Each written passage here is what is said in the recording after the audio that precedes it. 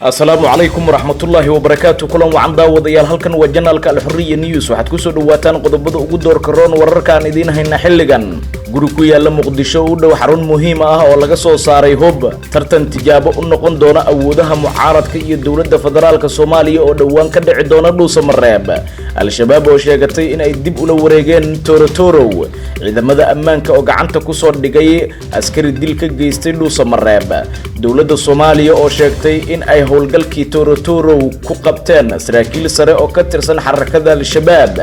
Hirshabeelle iyo Koonfur Galbeed oo maanta kulan uu furmi doono iyo Mareykanka oo cayriye 22 kamid ah saraakiil uu tababaray Sacuudiga. qodobada iyo qodobo kale ayaad ku daawan doontaan wararka janaalka Al-Xurriya News. haddii aad janaalka ku cusub tahay fadlan subscribe noo saar gambaleelkana furo si aad u heshid wararka warbixinada 24 saac halkan aanu soo gelino. mar kale kulan hagaagsan saaxiibayaal, intaasi waxay ahaayeen qodobadii ugu door karoona wararka janaalka Al-Xurriya News. haatan ku soo dhawaada qodobadii aad maqasheen oo intaasi ka faahfaahsan. aanu ku bilownay guri ku yaala magaalada Muqdisho oo u dhow xarun muhiim ah ayaa laga soo saaray hub. xog ay heshay Al-Xurriya News ayaa waxa ay sheegaysaa in ciidamada ammaanka ee magaalada Muqdisho ay habeen hore hub fara badan ay ka soo saareen guri ku yaala degmada Xamar Jajab ee gobolka Banaadir, kaasi oo ku yaala meel muhiim u ah ciidamada dawladda federaalka Soomaaliya. gurigan ayaa ka soo horjeeda xerada ciidamada cirka ee Afisyooni, waxaana albaabka xerada iyo guriga hubka laga soo saaray u dhaxaysa oo kaliya laamiga ay gaadiidku maraan. qolka hubka laga soo saaray oo ah albaab bannaan ayaa ka kireysnaa dhalinyaro kuwaasi oo la sheegay in guriga ay ka maqnaayeen xilliga howlgalka u dhacayay. waxaana hubka iskugu jira qoryaha fudud iyo bambaanooyin iyo qoryaha kale ee dagaalka, sida ay sheegeen saraakiisha ammaanka qaarkood oo inoo xog waramay. xerada Afisyooni oo ah meel muhiim ah ayaan lahayn ilaalo habeenkii wixii ka dambeeya 9 fiidnimo, waxaana la xiraa albaabka xerada wixii xilligaasi ka dambeeya. ma jirto ilaa hadda cid si rasmi ah u faahfaahisay arrintan oo ka tirsan dawladda federaalka Soomaaliya. ha yeeshee waxaa habeenadii la soo dhaafay ka socday Muqdisho howlgallo baaritaano ah oo ay sameynayeen ciidamada booliska Soomaaliya iyo kuwa kale ee ka tirsan hay-adaha ammaanka dalka. weli waxaad daawanaysaan wararka janaalka Al-Xurriya News. ismaqal iyo daawasho wanaagsan ayaan idin leenahay saaxiibayaal meel kastoo aad joogtaan. tartan tijaabo u noqon doona awoodaha mucaaradka iyo dawladda federaalka Soomaaliya ayaa dhawaan ka dhici doona magaalada Dhuusamareeb ee caasimada Galmudug. tartan adag ayaa la filayaa in maalmo kadib uu dhaxmaro laba xildhibaan oo u sharaxan kursiga gudoomiyaha baarlamaanka Galmudug, kuwaasi oo kala matalaya siyaasiyiinta mucaaradka iyo dawladda federaalka ah ee Soomaaliya. labada xildhibaan ayaa ka soo kala jeeda degmooyinka Ceeldheer iyo Ceelbuur, waxaana taageero ay ka kala haystaan xisbiyada mucaaradka ah ee ugu horeeyo UPD oo ah xisbiga madaxweynihii hore ee Soomaaliya Xasan Sheekh Maxamuud, iyo mid ka mid ah xildhibaanadaasi oo dawladda federaalka Soomaaliya taageero ka haysta. labadan mas'uul ayaa lagu kala magacaabaa Dr. Maxamed Nuur Gacal iyo xildhibaan Cabdinaasir Aadan Cusmaan oo ay qaraabo yihiin madaxweynihii hore ee Soomaaliya Xasan Sheekh Maxamuud, waxayna noqon doonaan calaamada muujinaysa guusha iyo guuldarrada nabad iyo nolol ee doorashada maamulka Galmudug.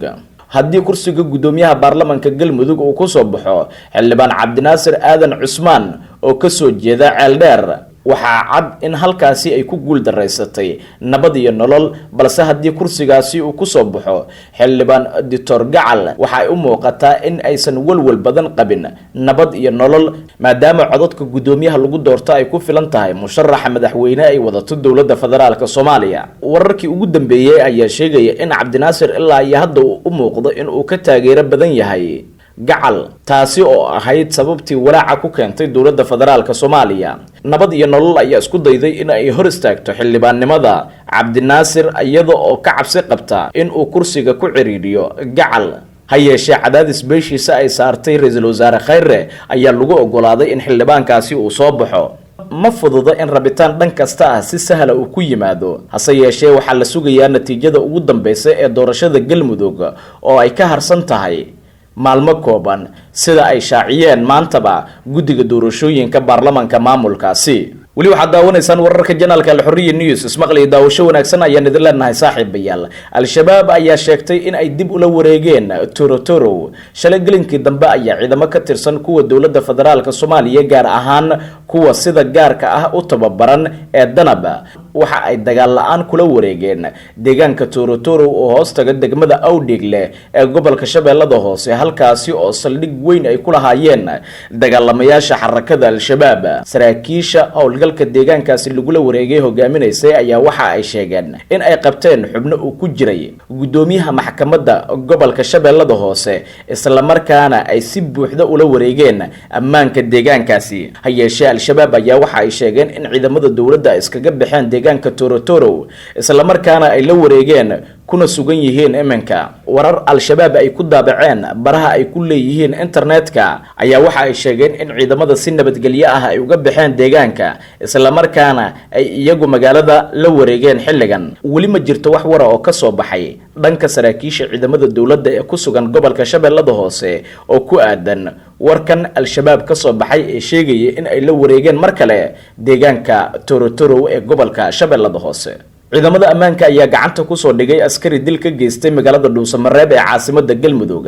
ciidamada dawladda federaalka Soomaaliya ee ku sugan magaalada Dhuusamareeb ee caasimadda Galmudug ayaa waxa ay gacanta ku soo dhigeen askari ka tirsan isla ciidamada kaasi oo xalay magaalada ku dilay qof shacab ah. ninka la dilay oo ahaa qof dhagoola oo aan dhagaha wax ka maqlin ayaa waxa lagu magacaabi jiray Cabdiraxmaan Maxamed Maxamuud Siigaale. dilkaasi ayaa waxa uu yimid kadib markii mooto uu saarnaa ay jirtay goob ciidamada gaadiidka ay ku hubiyaan, taasi oo keentay in askariga uu rasaas furo. kadib qof ka mid ah dadka ku nool magaalada Dhuusamareeb ayaa sheegay in askariga rasaasta ku furay mootada uu isku dayayay in uu baxsado. hayeeshee ciidamo kale oo goobta ka agdhawaa ay gacanta ku dhigeen askarigaasi markii uu falka geystay. kadib aniga oo maqaaxi fadhiya ayaan maqlay rasaas, waxaana naloo sheegay in Cabdiraxmaan la dilay, waana ka naxay buu yiri qofkan goobjoogaha ahaa ee ku sugnaa goobta dilka uu ka dhacay agagaarkeeda. dilalka askarta ka tirsan ciidamada dawladda federaalka Soomaaliya ay u geystaan dadka shacabka ah ayaa sii kordhaya 3 sano ee la soo dhaafay, kuwaasi oo ka dhacay Muqdisho iyo gobolada dalka. weli waxaad daawanaysaan wararka janaalka Al-Xurriya News. dawladda Soomaaliya ayaa sheegtay in howlgalkii Torotoro ay ku qabteen saraakiil sare oo ka tirsan dagaalyahanada Al-Shabaab. ciidamada sida gaarka ah u tababaran ee Danab ayaa howlgalkii shalay ay kula wareegeen deegaanka Torotoro ee gobolka Shabeellada Hoose. waxa ay ku qabteen 2 ka mid ah saraakiil sare oo ka tirsan xarakada Al-Shabaab iyo 9 ka tirsan dagaalyahanada Al-Shabaab. afhayeenka wasaaradda warfaafinta xukuumadda federaalka Soomaaliya Ismaaciil Mukhtaar ayaa sheegay in la qabtay garsoorihii Al-Shabaab u qaabilsanaa Torotoro iyo madaxii maaliyadda iyo sakawaadka oo magaciisa lagu soo gaabiyay Macalin Abuukar. waxa uu sheegay in deegaanka Torotoro uu yahay deegaan istiraatiiji ah oo Al-Shabaab ay ku lahaayeen saldhig weyn oo ay u adeegsan jireen inay ka soo abaabulaan qaraxyada, sidoo kalena uu deegaanku ahaa goob ay lacag badan ku qaadi jireen sida uu hadalka u dhigay afhayeenka. Torotoro waa dhul istiraatiiji ah oo Al-Shabaab qaraxyada ay dalka ka geystaan ay ka soo maleegi jireen, marka waa meel aad muhiim u ah.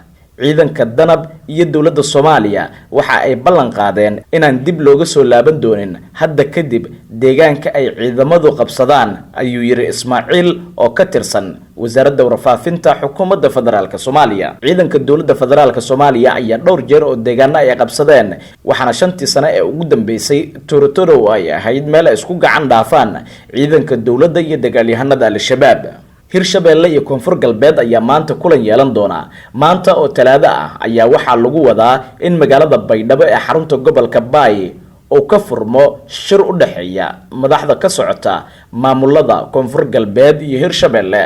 shirkan oo ay ka qayb gali doonaan madaxweynayaasha labada maamul iyo mas'uuliyiin kale ayaa waxa soo qaban qaabisay wasaaradda qorsheynta Koonfur Galbeed iyo midowga Yurub. wasiirka wasaaradda qorsheynta maamulka Koonfur Galbeed Axmed Madoobe Nuno ayaa sheegay in shirka diiradda lagu saari doono horumarka maamulada Hirshabeelle iyo Koonfur Galbeed, isla markaana shirka ay kaalin weyn ka qaadan doonaan safiiro ka socda wadamada midowga Afrika. waxa uu sheegay in sidoo kale shirkaasi looga hadli doono sidii labada maamul ay iskaga kaashan lahaayeen mashaariic uu bixinayo midowga Yurub, kuwaasi oo ku saabsan kobcinta dhaqaalaha iyo horumarinta labada dowlad goboleed ee Hirshabelle iyo Koonfur Galbeed.